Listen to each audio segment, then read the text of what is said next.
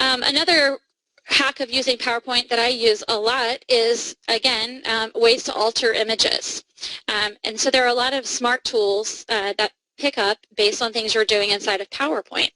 So for example, let's say I'm in PowerPoint and I might have this picture here. I just snagged a picture from Frozen, and maybe I want to actually use this picture or have these characters in my classroom. Maybe I want them to travel throughout history and have my students blog about their adventures through different historical travels. Well, when I put these folks into a different historical setting, I want them to look more natural or maybe not stand out as much. So I can use tools in PowerPoint to actually remove the background image, and I'll actually show you how to do that in a second, and so that it now looks like these folks here. So with simply a couple of clicks, I can remove the background, and then I can then take this image and I can transfer it to another location. So let me show you how to do that really quickly. I'm just going to add I'll add a new slide here. I'm just going to delete this out. And let's say I'm going to show you how I did this. So I took this image. I'm just going to copy it really quickly. And then I'm going to paste it over here onto this PowerPoint slide. And I can resize it if I want. Now notice that when I actually have the image selected, my Smart Ribbon will appear, and it gives me my picture tools up here along the top. So inside of picture tools, this is where I have the ability to do a lot of altering of my image. So I'm going to simply select this button right here that says Remove Background.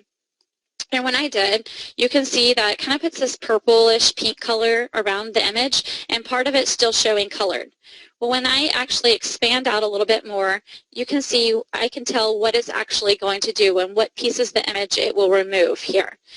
So if I think that looks great and I don't need to remove anything else, then I simply just click in the empty space, and now this is an image. So the background has been removed. There's a transparent back in the background, and now I can take this image and I can, let's say I'm going to copy this image. And let's say we were discussing Dr. Martin Luther King Day, and I wanted my characters to now travel to the day that Dr. Martin Luther King delivered his I Have a Dream speech. Maybe I want the Frozen characters to be hanging out on the lawn out here. And so now my students, maybe I would give them a writing prompt to say, let's create some blogs, or let's do a creative writing assignment and have our characters share what they experienced that day with Dr. Martin Luther King and how he began to change and make an impact in our historical moments of life. So, and I could actually take this, even if I didn't want them to stick out and I didn't want them to be in color. I could even come to that picture tools, and I could actually go to the color, and I could even make them black and white. So now they're still here, they're hanging out, but now they're in the true black and white picture, just like this is. So a simple classroom hack. I don't have to have any major design skills in order to do these things.